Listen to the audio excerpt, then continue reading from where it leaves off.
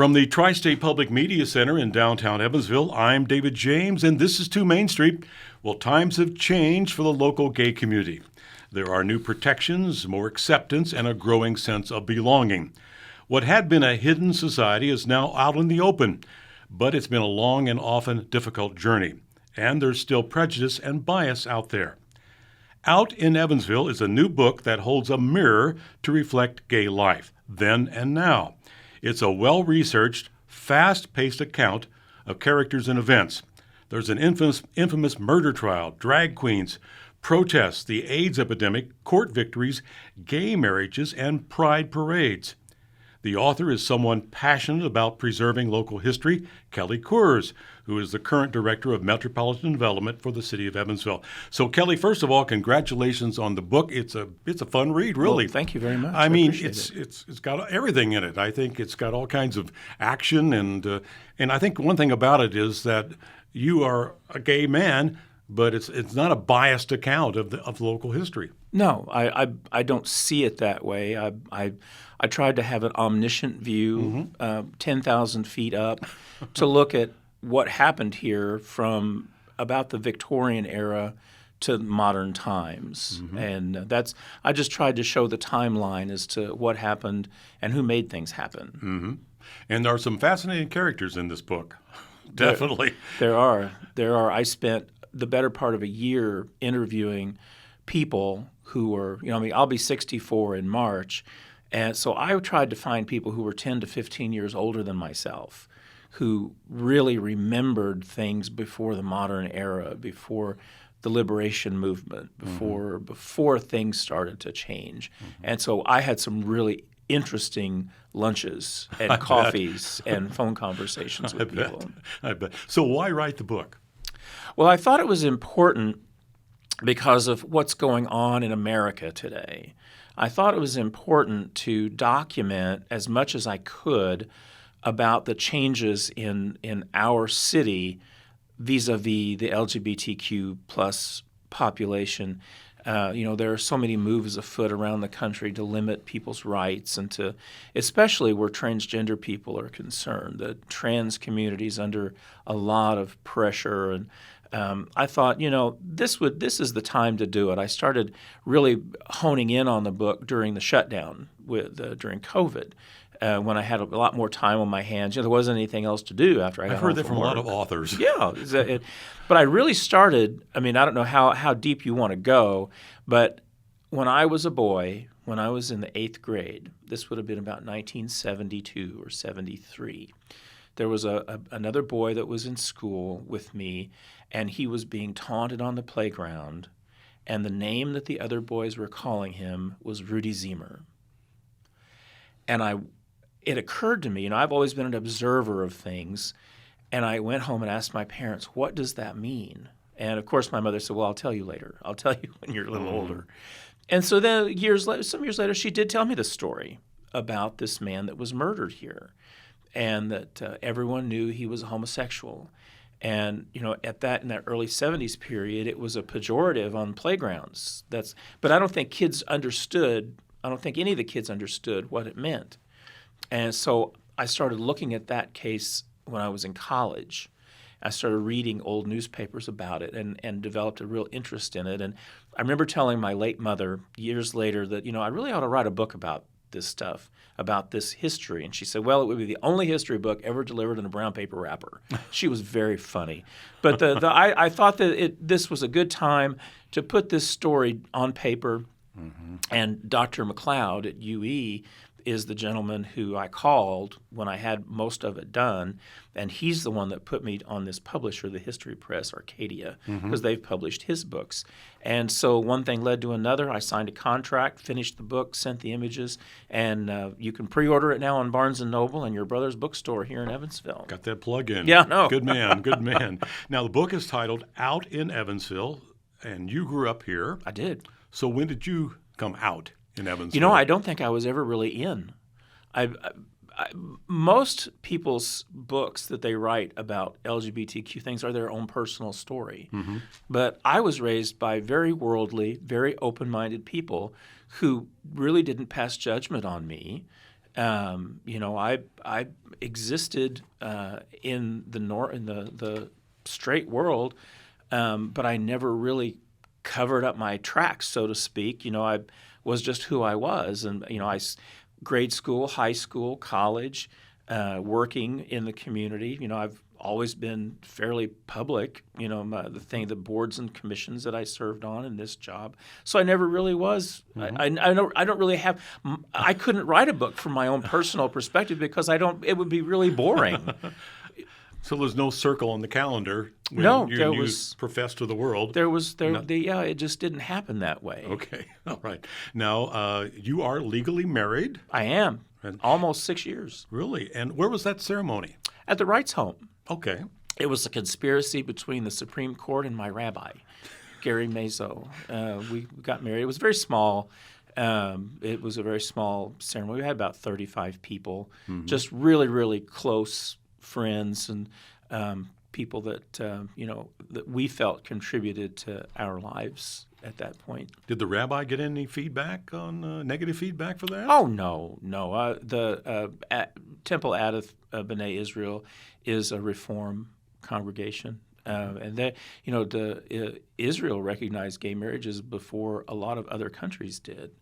But no, my Rabbi Gary Mazo is a wonderful guy, and my husband is a lot younger than me, as you know, about Justin. 30. Yeah, Justin. He's about 30 years younger, and we met with Rabbi Gary, and he looked at Justin. He said, "Are you prepared to spend the rest of your life with this man?" And Justin's very funny. He said, "Well, I'll spend the rest of his life with him."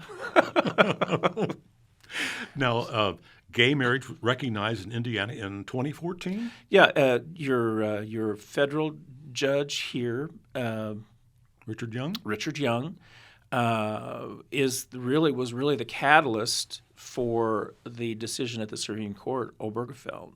So I always tell people, go up and hug Richard Young when you see him, because he was the linchpin in that whole decision. Really? Right here in Evansville, Indiana. Okay. Now, in reading the book, you do get a sense of the isolation of those early years in the city of Evansville, those clandestine meetings, and homosexuality then was a crime. It was against the law. Dates back well into the 19th century, but the law that was on the books until 1977 was from 1881. And I've found probably, I want to say 74, 75 cases of arrests and imprisonment of men, and one woman. There was a woman, 1922, who was arrested on a sodomy charge. Was it a felony? It was a felony, and there was one of the prosecutors. The case in 1922 went all the way to the Indiana Supreme Court in 1927, and one of the jurists in 1927, after they affirmed the lower court decision on the case, he said, Vanderburgh County really set the bar for the country in prosecution of sodomy cases, and it also. Indiana had a miscegenation law, the race mixing, that had been on the books since 1851 that wasn't removed until 1965.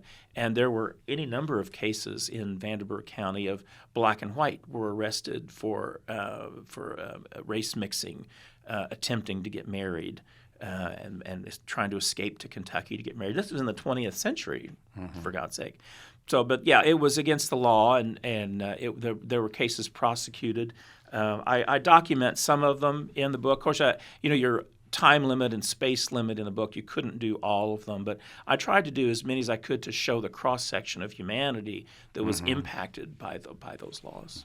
Well, you mentioned the 1920s. Of course, the Klan was very active in this area, and there was a very conservative atmosphere. Well, that's to put it mildly. They were mainly after Catholics.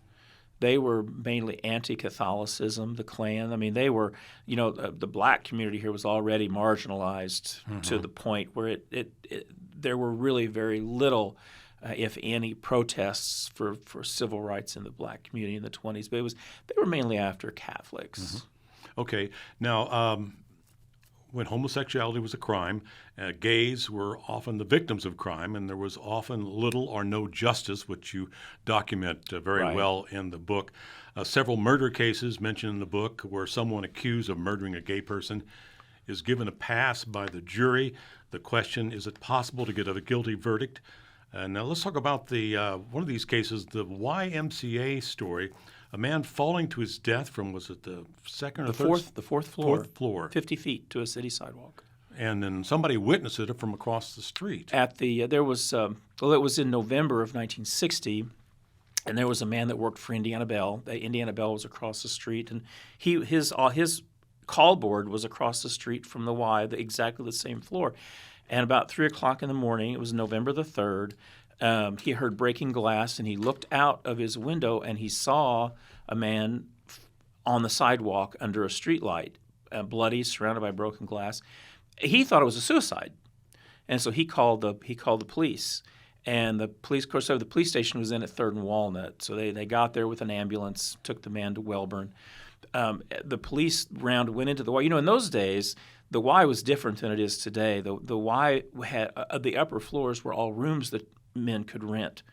And if you were new in town, if you didn't know anybody, you were a young man looking for what they used to call the main chance. You know, one of the places you could go to stay was the Y. They had these sleeping rooms up there. Well, other men would rent them for other purposes, and apparently the man that was murdered there had rented a room.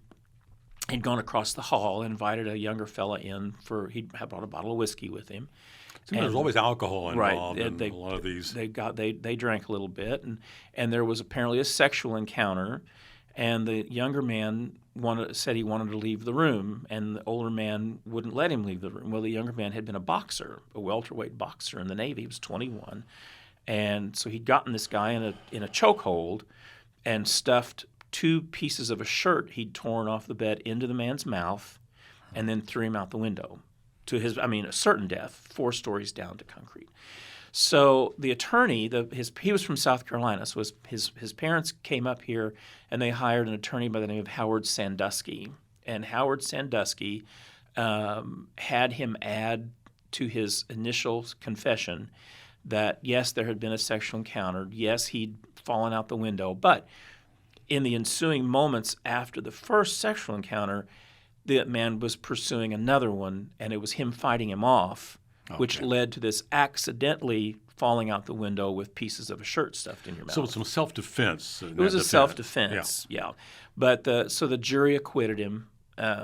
His name was Holcomb, and he went back to South Carolina. But a month later, he was back in Evansville, and he was living at the Y again, but he was also sharing a house with another man. And he'd stolen this man's wallet while the guy was asleep, and the police arrested him at the Y. He had the wallet, and they were able to identify it. So he actually did go to jail. He went to the state penal farm for 90 days for petty larceny. So he got away with murder. He got away with murder, but he did have to serve time for stealing the wallet. Okay. Now, you mentioned earlier the name Rudolph Ziemer, Rudy Ziemer, Right. And that was, of course, a trial a case that went on for weeks and months, and Over a year. Oh, really? Over a year. Yeah. And when I read your book, I was stunned to find out that part of the crime took place about a half a block from my home, where I grew up on Marshall Avenue. He was eventually the car and the guy in this. Well, let's kind of set this thing up. Sure. Okay. Well, it was March of '63. The river was above flood stage, and most of the roads were closed south of the levee. You could drive to the levee, but the roads were closed. Which is usual this time of year. Right, this time of year. On spring. And so Mr. Ziemer was 56 years old, and he'd had a reputation of being not only a heavy drinker, but he'd been arrested 3 times in those sodomy laws since 1946. And I don't think it affected his business, particularly the Ziemer Funeral Home. He and his sisters, Agnes and Elizabeth, operated the Ziemer Funeral Home. But on the night of March the 12th, 1963, he left his home. They lived at Lincoln and Van. It's a white brick house that's still there. And no one really knows all the stops he made, but he stopped at the Old Kentucky Barbecue. and he was very inebriated. The bartender wouldn't serve him any more alcohol. And he got into a verbal altercation with a table full of young GIs that were on leave from Fort Campbell. Paratroopers. And so the waitress saw them get Mr. Ziemer into the middle of the passenger seat of the car. 2 GIs got in his car, and the other 2 got in a car behind him, and they all left. So it turned out that there were 2 girls in the car with the other 2 GIs. They'd followed them to the Colonial Manor apartments. This was about 10 o'clock, 10:30 at night. And the young lady that testified, who had been driving the second car, said she saw the light come on, and she saw them beating this man. Mm-hmm. She didn't know who he was. They were beating him and choking him with his necktie. And a little bit out of it, they got back in her car, and they all left. But they said, we need to go back because our fingerprints are all over that car. They stole his wallet, stole his money. And so they went back. Well, I don't think there was any money in the wallet. There wasn't any money, and they said there was no money in the wallet. They said there was no money in the wallet. I don't know that I believe that. Okay, that was their testimony. But when they got back, it appeared when Carol Gentry pulled her car up behind where they'd parked Ziemer's car, he'd apparently tried to get out of the car because he was hanging out of the driver's side door onto the sidewalk, his head and his shoulder. So they got him back in the car, they wiped it all down, and they all decided to take the car to the levee.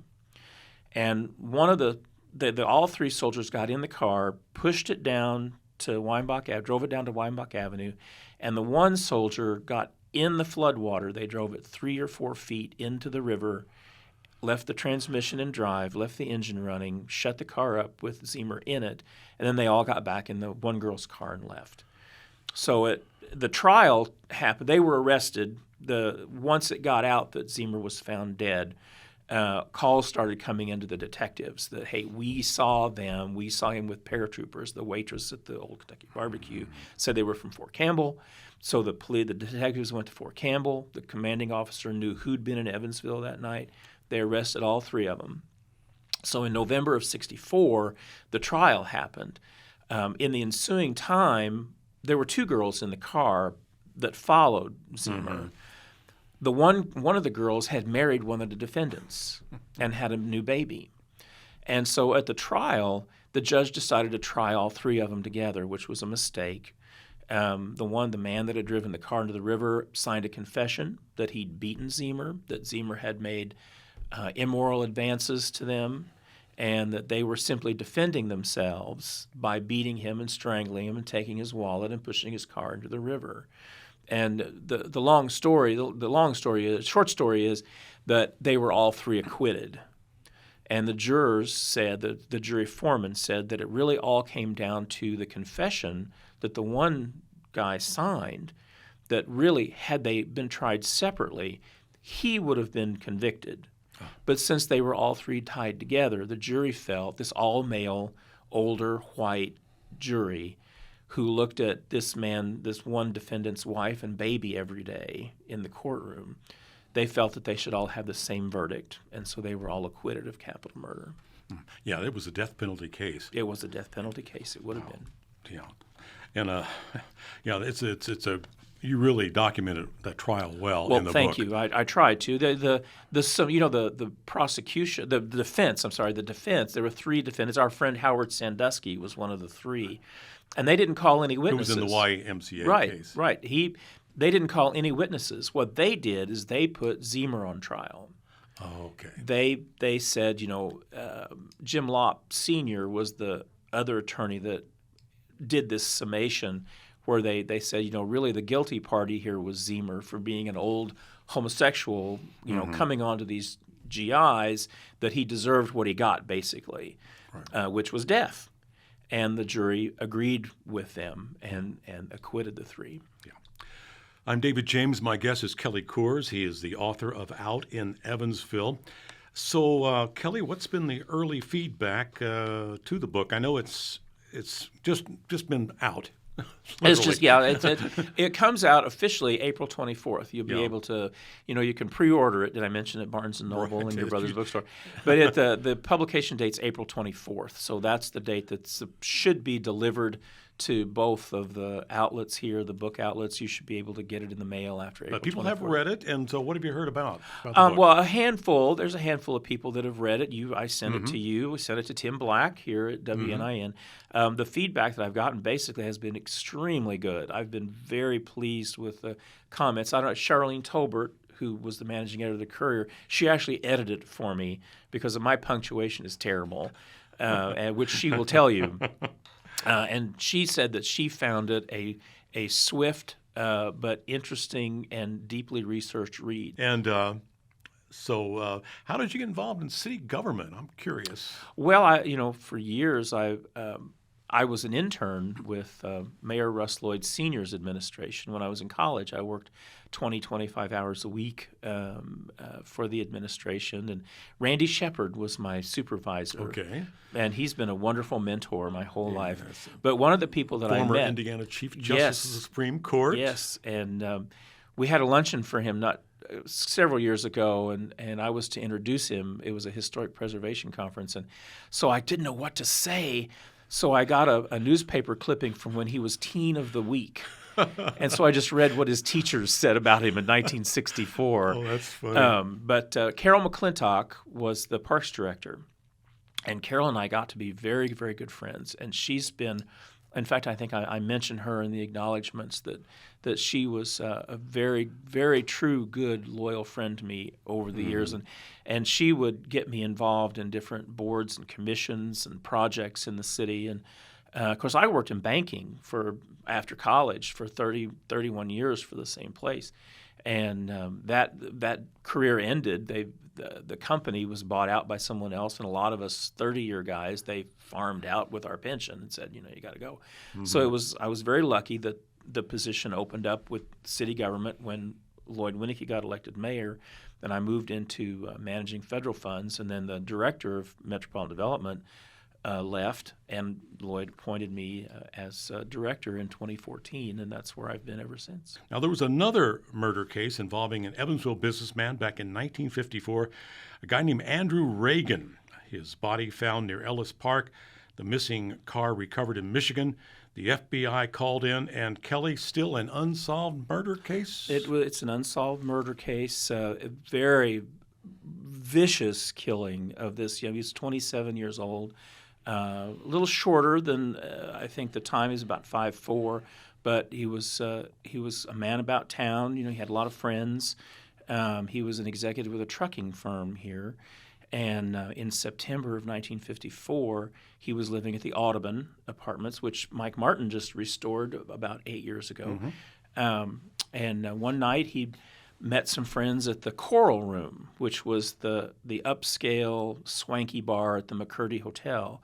And he drank with them till about midnight. He left through the lobby, through the revolving doors of the hotel, and he was never seen again. And his car was missing. He was missing. His family searched for him. They offered a reward. It was about 2 weeks later on the farm of James C. Ellis, who had later purchased Dade Park, the racetrack. James C. Ellis's farm, they found his body. He'd been savagely beaten with a tire iron, crushed his skull. His body was unrecognizable. He'd been dead for days. But I think you said his dad recognized his ring? He was a graduate of Glasgow, Kentucky High School, class of 47, and his dad had bought him his class ring, and the jeweler had mistakenly put the dad's initials inside the ring. And Andy never changed it.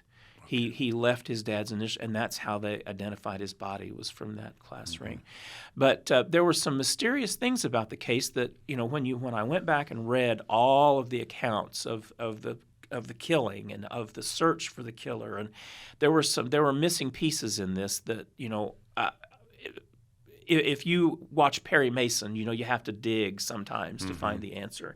Well, it's like a Dateline case Right. that people would relate to now. And the press reported that in Andy's apartment there was a cache of letters, and the press labeled it from men all around the country. Well, I knew in queer history, one of the ways that people met in the old days was in correspondence clubs. In the back of, remember they used to have these muscle magazines, Physique and all that? Sure. There were ads for correspondence clubs, meet people around the country, and you'd send letters with your return address on them. They would forward them to people, and then you get letters back. And this is sometimes how gay men especially met in those old days. And so it prompted me to think, there has to be something in this case that never came out and said that Andy Reagan was gay, that he was a homosexual. It never came out and said that. When they found the car in Michigan 6 years later at the bottom of the Muskegon River, having been pushed off a 200-foot cliff, some of the letters in his apartment had been from men in Michigan. So I filed a public access records request with both the Michigan State Police and the Kentucky State Police. And the Kentucky State Police responded to it and sent me a thumb drive full of all kinds of information that really opened up the floodlights on this case. One of the letters, he'd had a romantic relationship with a man in Bloomington when he lived in Bloomington before he lived in Evansville. And there was one letter in the Kentucky State Police file from this man who'd met him in Bloomington and subsequently moved to Michigan. And that's who they went to interview because when you read the police notes, they knew he was a homosexual. They knew he was gay. And so they instantly shifted from looking at suspects in robbery, some other motive, to this, that it had to be a bad love affair. It had to be an angry lover that killed him, which it might have been, but we don't know. But it shed light on this because there was all this information. The man they interviewed in Michigan told the story of how he'd met him in Bloomington. They'd carried on a relationship, but he'd broken off with Andy, he said, because he thought he described Andy as having low standards because Andy would meet men in bars and he didn't like that. So the police interviewed the bartenders at all these places that older people recognized: the Blue Bar in the Hotel Lincoln, the Vendome Hotel, the Empire Room at the Vendome, all these bars where homosexual men would go late at night to try and meet people. And so it was very interesting, this cachet of information I got from the Kentucky State Police. But yeah, they never solved the case, and I think they didn't solve it because they really stopped looking everywhere early on when they realized who Andy was and what he was. So it didn't have a priority then. Right. Okay. All right. Auctioneer Kenneth Sanders and suspect James Stutzman. Sanders found beaten to death in his downtown apartment, 1966.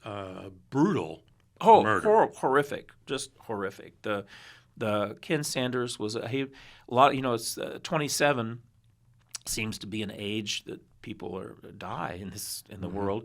But Stutzman was also 27. Apparently, Sanders had picked Stutzman up off of the street, invited him to his apartment to a, quote, party, and then sometime during the late night, early morning of March 15th, 1966, Stutzman beat Sanders to death with an old flat iron that women used to use before electricity, crushed his skull, horrible murder. And there was another young man that was coming to see Ken Sanders about 3 o'clock in the morning.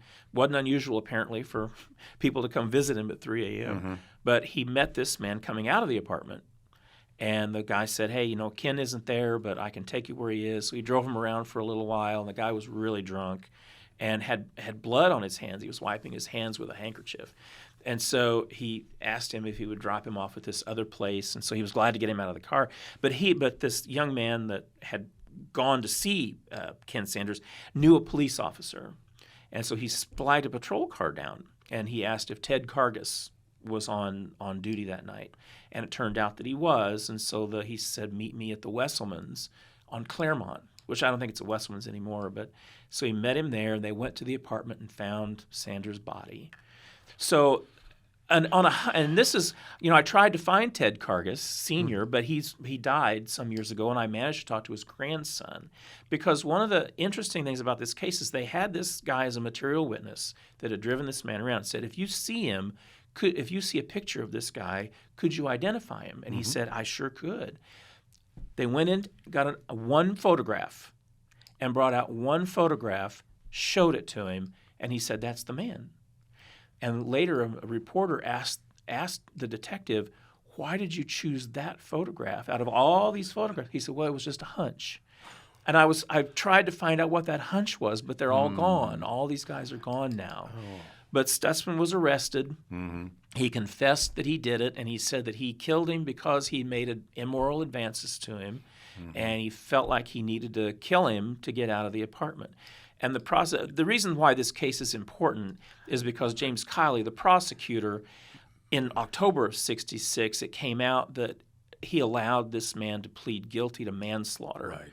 Because he told the Evansville newspapers, the prosecutor said, in a case where the victim is a homosexual and there's the angle that he made advances to the killer, there's no way a jury will convict the killer of capital murder in Evansville or Vanderburgh County. Yeah, and that was moved. Case was moved to Pike County. Pike County, right? Yeah, but anyway, that's I guess that's the headline there. The prosecutor actually said that. Said it out loud. Said the quiet part out loud. The jury will not convict. Right, because this man's life is worth less than another man's life. Sure. Now, when we're talking to Kelly Coors, he's the author of Out in Evansville, A History of the Local Gay Community. Now, Kelly, when homosexuality was illegal, Evansville Sunset Park was a known spot for clandestine meetings, Right. among other places. And in 1984, Reverend Harry Charles Keaton traveled from southern Illinois to Evansville, and we don't know why, but he was found shot to death in his car near the tennis courts at Sunset Park.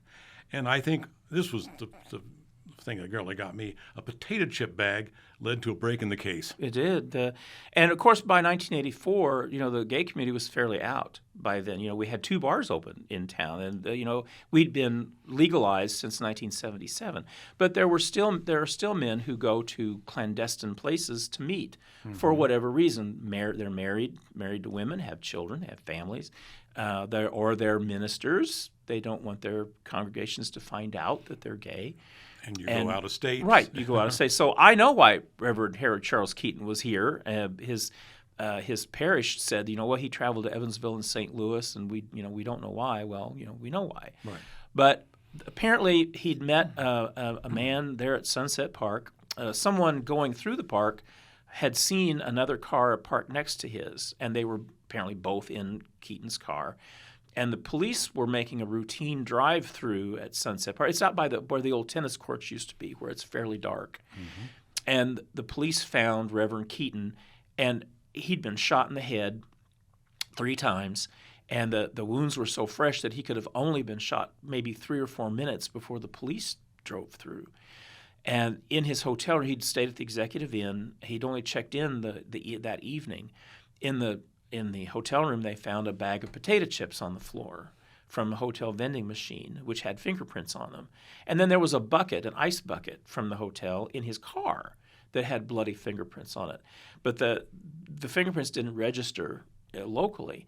But it was a couple years later when a guy named Patrick Collins had been bragging in the penitentiary. He was already in the penitentiary for another crime, had been bragging about killing a homo in Evansville, and his cellmate reported it, and the prosecutor tied the case. Stan Levko tied this man to the Keaton murder. They got his fingerprints, and they matched the ones on the potato chip bag and the ice bucket, and he was convicted. Stan Levko did an excellent job at that prosecution. So they got a verdict of guilty. Capital murder.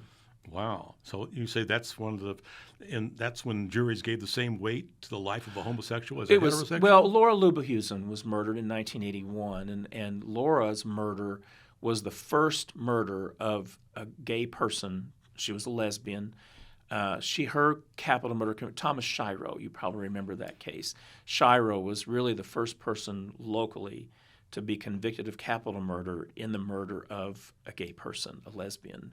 And that was a brutal killing. I didn't know her. I knew her. I had met her girlfriend, and there were other people who knew her that I was friends with, and her lover at the time.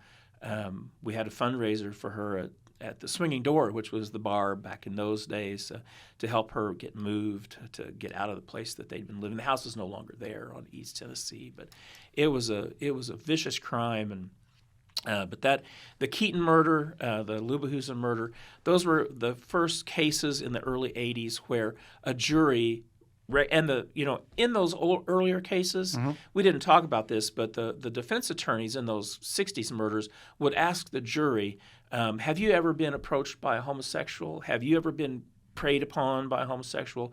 In the Zemer case, especially, the defense attorneys, Mr. Sandusky, would ask, are you aware that the Rudolph Zemer had been arrested for sodomy 3 times in the last 17 years? So those questions tainted the jury's opinion. In the cases of Reverend Keaton and Laura Lubehusen, the prosecutor would ask the prospective juror, do you feel it's the same weight murdering a gay person as it is a heterosexual person? And all of the prospective jurors in both of those cases said, yes, it's the same weight. And that's how society has moved. A major shift. Major shift. Right there. Okay. Now, there's a chapter in the book called The Party, AIDS, and the City. Of course, we all know about the AIDS epidemic. So when did the gay community locally know there was something terrible happening? At the very beginning. Really? That really is the only of my own personal story that I put in the book. Joycelyn Winicky, Lloyd's sister, wrote an article in May of 1981 about the local gay community. Of course, no one let their names be used. It was a long thing. Judy Klebs was a great editor of the Sunday Courier Press. And it was a long think piece, and it was about how the gay community was trying for acceptance in the community, threading that needle, trying to have a career and have a home and still trying to keep their identity quiet. But it was just a few weeks after Joycelyn's article appeared that the first stories about this gay cancer, Kaposi sarcoma, was killing men in their 30s in New York and San Francisco. And so the gay community, we read about this, but we didn't get worried about it until started having cases here in the mid-'80s. And, I wasn't really all that important in the development of the local effort to help people. The AIDS Resource Group started, Richard Franz and a couple of other people started ARG in '87 to try and piece together, because in those days, if you were diagnosed, you died generally within 24 months of your diagnosis. That it killed you fast. And so what they tried to do was because there many times men, especially that came down with this, had lost their support network. Family didn't want anything to do with you. You didn't have a large support network. So ARG tried to put together a way to support people in the last phase of their life, money, income, signing up. These are men in their 30s that would have not signed up for Social Security for another 35 years. And so try to get them SSI, get them housing assistance with medicines. And that's how ARG was born. I joined that board in 1993. My friend Tony Jennings and Randy Dennison approached me about serving on that board, and so I was glad to do it. And I was there for about 6 or 7 years. I remember when the AIDS epidemic first broke out, there was this fear that it could be contagious to the heterosexual world. Right. There was a great fear of being around people with AIDS. Does that gay person have AIDS? Right. They're gay, so maybe they have AIDS and they might give it to me or my family. And they're still making jokes on late night talk shows. Oh, yeah. And I found one quote here, like you have in your book. A mayoral candidate in Houston had a cure for the epidemic. He said, shoot all, quote, queers. That's a way to end it right there. He raised $70,000 for his campaign right after he said that. Unbelievable. But there were columnists, you said Dear Abby and Ann Landers, they preached compassion and concern. Well, there are a lot of churches in Evansville took a hardline view about it. Said this is God's punishment. This is the Phyllis Schlafly and her crowd. That you got to remember in the early '80s it was the Reagan Revolution. The country shifted to the right considerably, and so you had a lot of mainline churches that were really hard hitting about it, and it was before they realized that other people could get it. It was after Ryan White and a lot of women started becoming infected. They realized from that, blood transfusions. right? Well, and especially African American women were becoming infected. That was one of the fastest growing groups, and so it was trying to arrest this epidemic. The government let years go by before they devoted much time or effort or money to it. And so locally, you had maybe, I kind of trace it in the book as much as I can to maybe 200 or 300 cases by 1990, by the early 90s. And by the time I joined the ARG's board, it was difficult to raise money. It was difficult to raise awareness. But what started happening about that time, young men that were my age or a little older had left Evansville. They'd moved to other cities, Houston, Los Angeles, New York.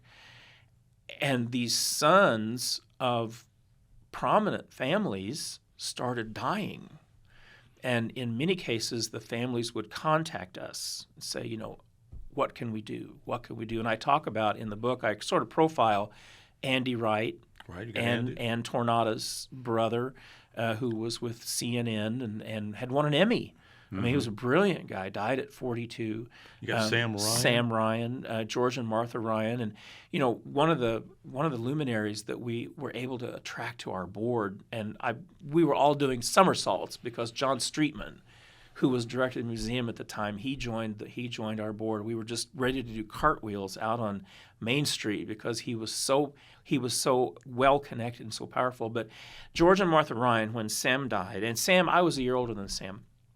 We were a year apart, and he was just a beautiful person. He was a drug and alcohol counselor, just a beautiful guy, and he died at 33. So what's the current status for a person diagnosed with HIV? Well, there are people living in Evansville that are my age that have carried HIV in their system for 30 years, with drug cocktails and all the medicine and science. It's science, David. It's we kept talking about during COVID. It's the science, but once science took over, Right. then science was able to figure out ways to curb the illness and keep people alive. Thank God. Now, we've touched on some sensational murder cases, the AIDS epidemic, the early history of the gay community, and now let's, like we said, lighten things up with the nightlife, the clubs, the entertainers. So let's start with those first clubs, Kelly. Vendome Hotel and a dazzling Denise Nichols. The dazzling Denise Nichols. The dazzling Denise Nichols, I believe, has turned 80. Still dazzling? Still dazzling. Good. I had a marvelous conversation. I recorded these people's stories with their permission, so I will have them forever. So the oral history there. Good. The gentleman's name is Paul, who performed as the dazzling Denise Nichols, and he told me the story of attempting to have some sort of organized gay life here. That it was still illegal to be homosexual. What time frame are we talking about? This would be in about 1960. Okay. 59, 60, about the time of the YMCA murder. Okay. But Paul and had a little coterie of friends that wanted to perform as female impersonators, and there were female impersonators in Evansville as far back I document back to 1916.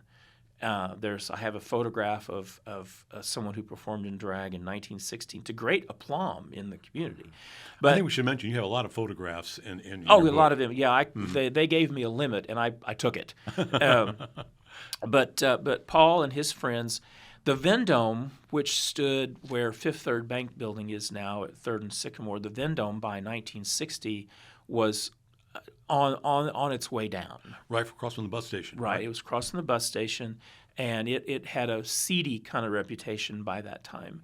And the bar in the back of the hotel didn't have a lot of business. So Paul went to the manager of this bar, and he said, if you will let my little troupe and I perform as female impersonators on certain nights, we will guarantee you a full showroom.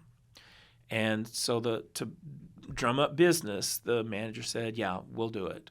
So the dazzling Denise Nichols and his little troupe of drag queens performed at the Vendome Hotel certain nights, And one of the interesting stories he told me, once it got around, the police and the Alcohol Beverage Commission started to raid, just to come in, turn the lights on, make everybody show your ID.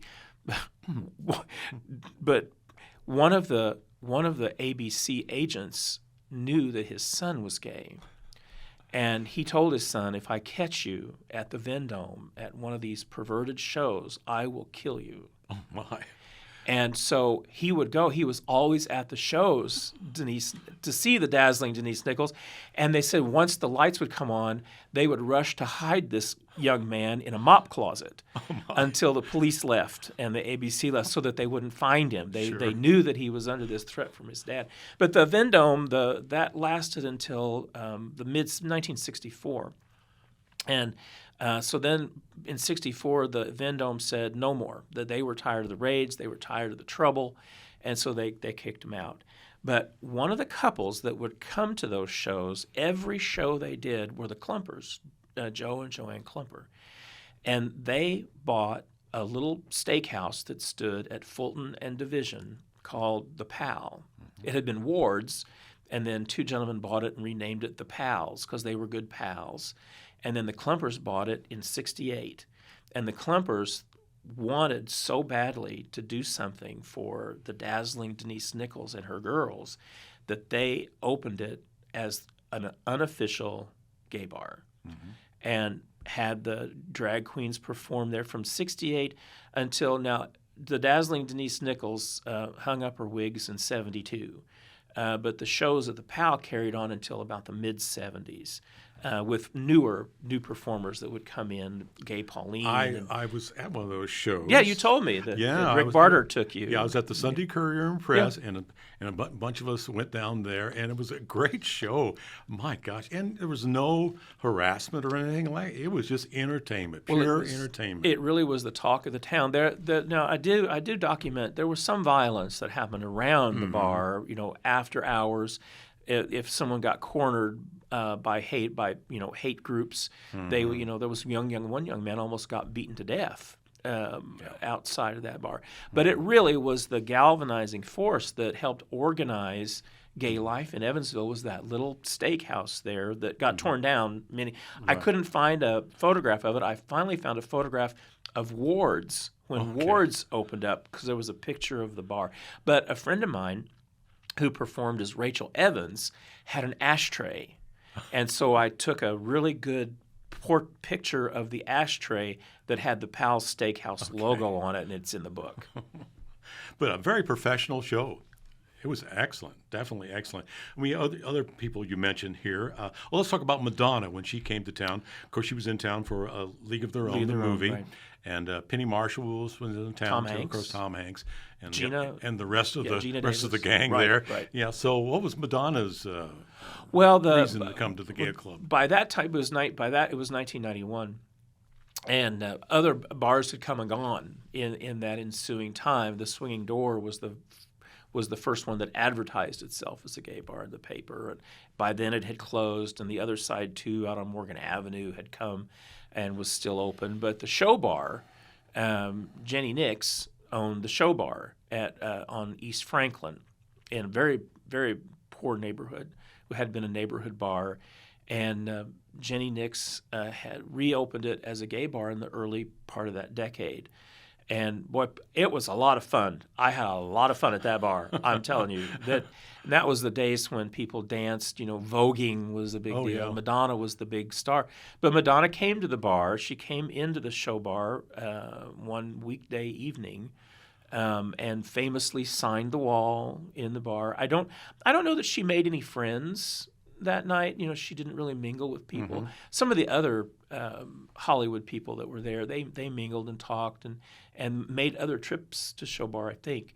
But Madonna, she did sign the wall. Of course, it was demolished. It burned. The building burned down. But they didn't save that wall. They weren't able to save her signature. Mm-hmm. But she didn't make a lot of friends. She described Evansville pretty badly in the press afterward. But what she did do was she made a large contribution to ARG, $2,500, and then she put an ad in Billboard magazine, or not Variety. Variety, the entertainment newspaper. She had a full-page ad and mentioned 3 AIDS organizations that she had encountered in the cities that she went to making the film. And Evansville was one of them, and the phone rang a lot from that Variety ad. So she did do some good. She did do some good. Now, there's one club that has survived the test of time. Yes. Someplace else. Someplace else. Still in business? It's still in business. Ellen Campbell bought that bar. You know, in the old days, it was a big Republican hangout. In the Lloyd Senior administration, the 70s. That's ironic. It was the thread of irony in Evansville's history is mile deep, David. But Ellen Campbell bought that bar in 1990, and I don't know that it was doing real well. And so just in the same way, Jim and Norma Black had the swinging door on Maryland. That building's still there on Maryland, across from Bernardin. Some gay people went to Norma Black and said, you know, we'll save your business if you let us open a gay bar here. And that was actually the first bar I was ever in, was the Swinging Door in the early. Well, I wasn't 21 yet, but don't tell anyone. Okay. But someplace else, the same thing. Ellen decided to open it as an alternative. I'm using air quotes, an alternative bar in '93. And from that point on, it has been a real success. At first, there were no drag shows there. It was Mike and Mickey Bradham, who had performed as Melanie and Michelle at the PAL and at the Show Bar, came to Ellen and said, "Hey, this was about 1993. Said let us do some drag shows upstairs." There was a bar upstairs that had a stage.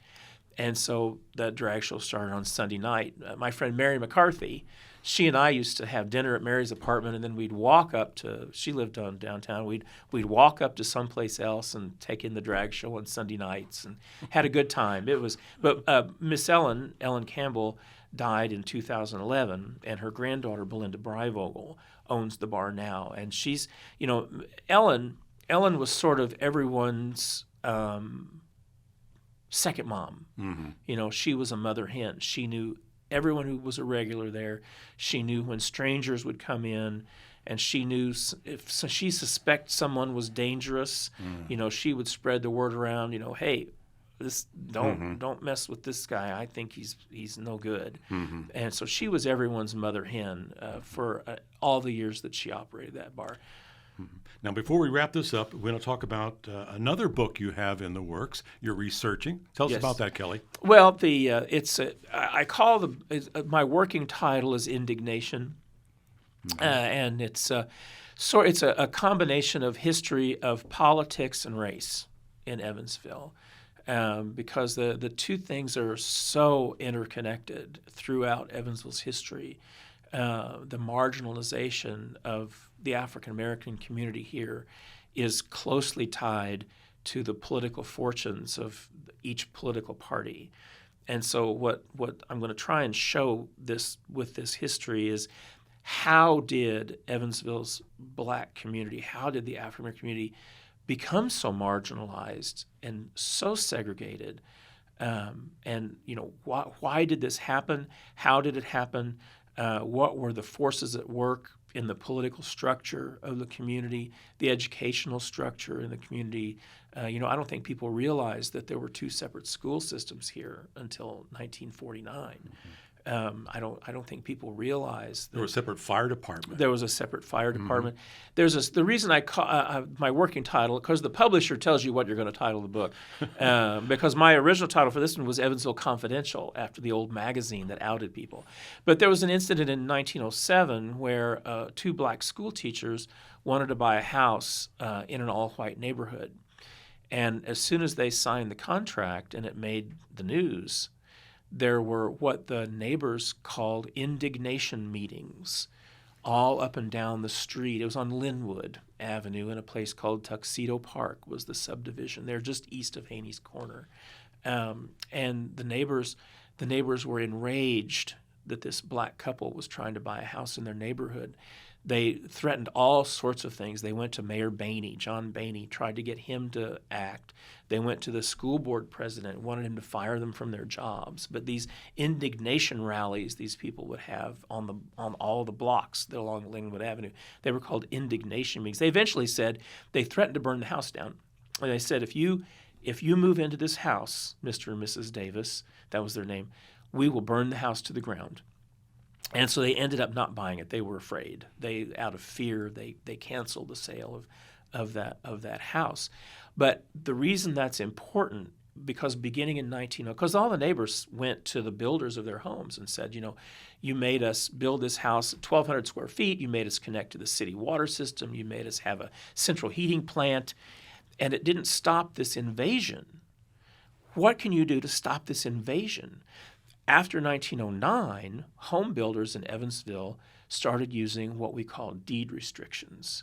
If you have a house that was built before 1948 in Evansville and you have the abstract and it was east of Bedford Avenue, you have on that abstract the old deed that would say, this property shall not be conveyed or leased to anyone other than a person of the Caucasian race. The house I grew up in when I was a kid had that very thing in the deed to the house. But it was by law, it was by custom, and it was political.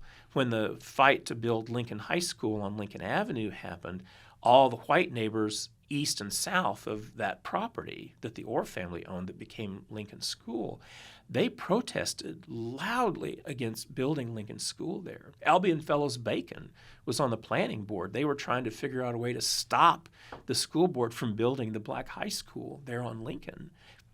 And it didn't work because the school board built the school there. It became a focal point of the black community. We just, in my job, I take my author hat off, my real job, we applied for, and I believe we'll get it in June, is a National Register designation for the old segregated Baptist town neighborhood, Lincoln Avenue, the African American Museum, that small area right there, Lincoln and Walnut and Canal. We applied, and I believe that it passed the state because you have to go through the state DNR first, but I believe we'll get that designation in June, that National Register status for the segregated neighborhood. But that's a book for another day. Okay. It's a book for another day. Well, Kelly, this has been a fascinating conversation. Obviously, you're a local historian. You're very passionate about historic preservation, and of course, all the history of the community, the good, bad, and the ugly. It's a rich tapestry. It really is. And the thread of irony is deep here. Kelly's book, out in Evansville. Check it out. Kelly, thanks for being my guest on Main Street.